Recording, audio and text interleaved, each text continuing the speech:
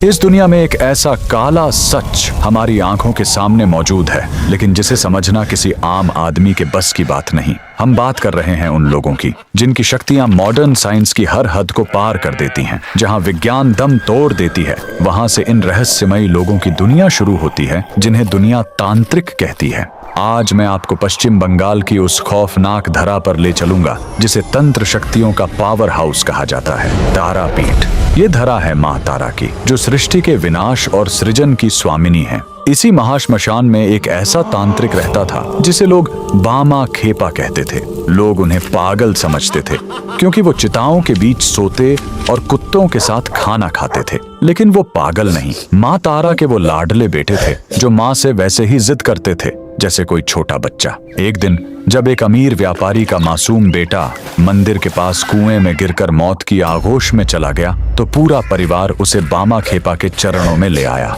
तब बामा खेपा ने मौत को हराने का वो खौफनाक खेल शुरू किया जिसे देखकर रूह कांप जाए। सबसे पहले उन्होंने श्मशान की राख से लड़के के चारों तरफ एक सुरक्षा घेरा बनाया और अपने वश में किए हुए पिशाचों और प्रेतों को हुक्म दिया कि इस शरीर पर पहरा दो ताकि मौत का देवता इसे पूरी तरह खाली न कर पाए। इसके बाद बामा खेपा ध्यान में बैठे और अपने सूक्ष्म शरीर से मौत के उस पार निकल गए। वो मृत्यु लोक की उस दहलीज पर पहुंचे जहां यमदूत उस लड़के की आत्मा को लेकर जा रहे थे। कहा जाता है कि बामा खेपा ने वहां अपनी भयानक तपोशक्ति से एक अग्नि का पाश फेंककर यमदूतों का रास्ता रोक लिया। उनकी दृष्टि इतनी तेज थी कि मौत के दूत भी एक पल के लिए ठिठक गए। उन्होंने वहां से उस बच्चे की आत्मा को बचाया और वापस धरती पर ले आए। आत्मा को वापस लाते ही उन्होंने लड़के के कान में माँ तारा का एक गुप्त बीज मंत्र फूंका और जीवित कुंड का पवित्र जल उस पर फेंका, जो मौत की ठंडक को खत्म करने लगा।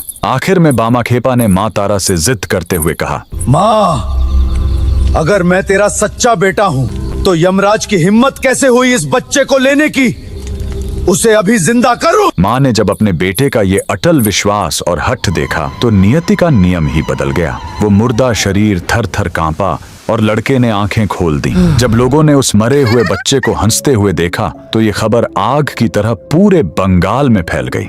तब लोगों को समझ आया कि जिसे वो पागल समझकर धुतकार रहे थे, वो साक्षात काल को भी हराने की ताकत रखता है। उस दिन के बाद से बामा खेपा का नाम पूरे बंगाल में खौफ और सम्मान के साथ लिया जाने लगा। मंदिर के पास मौजूद वो जीवित कुंड और वो भयानक श्मशान आज भी गवाह हैं कि यहाँ मौत भी हार मानती है। कमेंट में जय माता तारा जरूर लिखें।